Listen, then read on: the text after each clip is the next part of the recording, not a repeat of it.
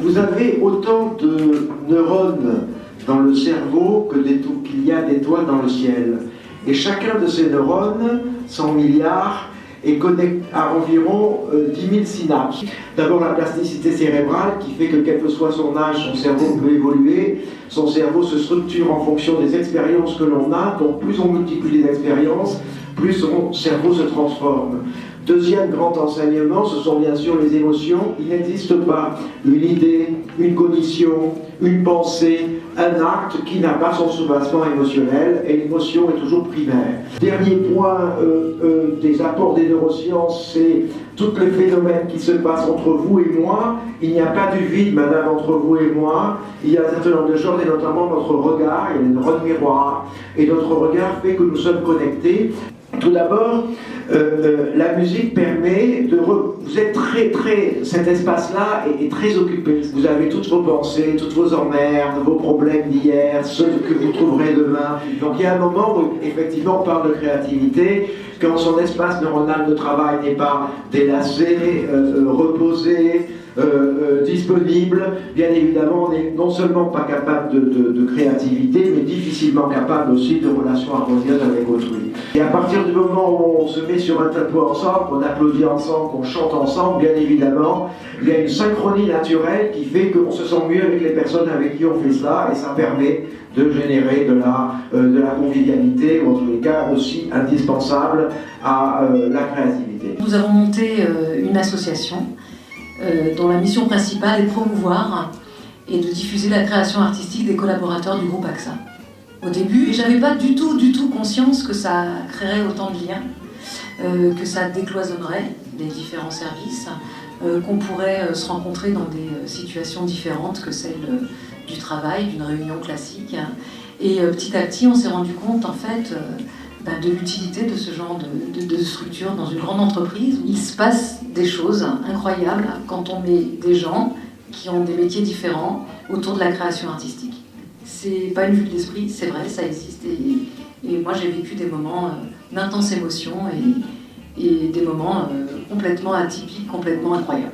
Au mois de mai l'année dernière, il y a un directeur qui m'appelle et qui était soucieux du fonctionnement d'une équipe sur un projet. Ce projet est assez complexe, avec un client exigeant, un environnement contractuel difficile.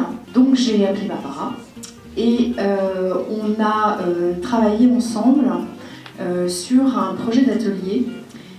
Déjà on les a sortis de leur site de production et on leur a proposé de travailler sur une création artistique, sur de la peinture, qui était de créer une fresque représentative de ce qu'était pour eux à la fois leur équipe et de la trace qu'ils voulaient laisser par rapport à cette équipe, leur a permis, dans un contexte artistique, de se connaître différemment, de s'écouter, de collaborer, de négocier, parce qu'il fallait qu'ils prennent des décisions par rapport à cette création, et au final de produire quelque chose dont ils ont été extrêmement fiers. L'intelligence collective en France, c'est difficile puisque nous avons tous ces experts, et c'est difficile aussi au titre des émotions, puisque l'intelligence émotionnelle est au cœur du relationnel.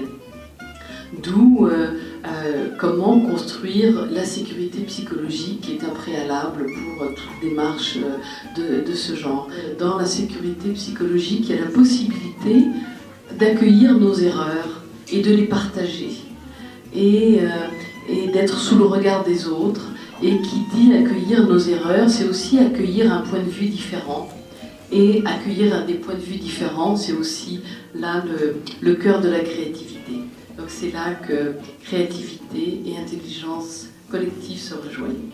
C'était un monsieur qui s'appelle Yann Cheshire, qui était le CEO d'un grand groupe, 80 000 personnes dans le retail, et une réunion à Marseille où il faisait très chaud, les gens étaient crevés, et il les a accueillis dans une salle debout, un peu comme celle-là, très, très belle, un peu différente. Et c'est à ce moment-là où Barbara, avec son sourire, débarque sur la scène. On est là, c'est qui celle-là? Ils sont passés par toutes les émotions de base, donc la rage tout d'abord, la honte, la tristesse, la solitude, et après ça s'est terminé parce qu'ils étaient dans les mains de professionnels. Donc pour moi, l'ingrédient, c'est on ne fait pas faire de la créativité avec n'importe qui. C'était tellement bien qu'ils sont tous montés sur scène à la fin pour danser et ils ne voulaient plus arrêter. Cette expérience n'était pas un team building, c'était une vraie aventure de leadership. Pour moi, la créativité, le leadership et le courage sont des ingrédients qui, quand ils sont donnés à des professionnels, ça marche très bien. La collection Renault, c'est une ancêtre que moi. Je me suis dit qu'il fallait vraiment ouvrir, quoi. C'était pas une chose de personne dans l'entreprise, c'était l'entreprise, ce que ça pouvait donner. Donc il fallait rayonner. Il faut montrer cette collection et montrer comment cette entreprise a eu l'audace, a eu la générosité aussi, hein, de soutenir ses artistes en interne. On a relancé, c'est un peu comme ça que j'ai connu Barbara, on a relancé des expositions internes, puis des expositions externes pour l'image de Renault.